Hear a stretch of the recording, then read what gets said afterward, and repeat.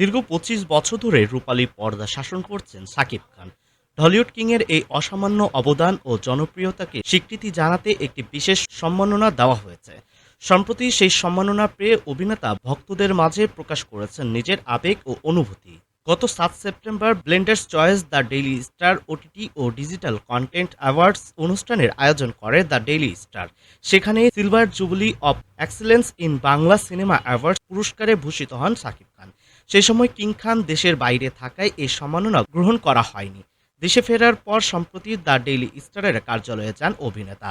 সেখানে ব্যক্তিগতভাবে এই সম্মাননা গ্রহণ করেন শাকিব খান।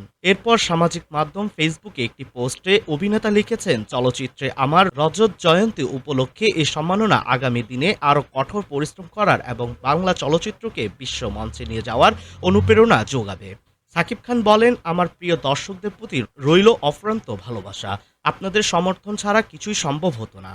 এমন একটি সম্মান দেওয়ার জন্য দ্য ডেইলি স্টারকে জানাই আন্তরিক ধন্যবাদ।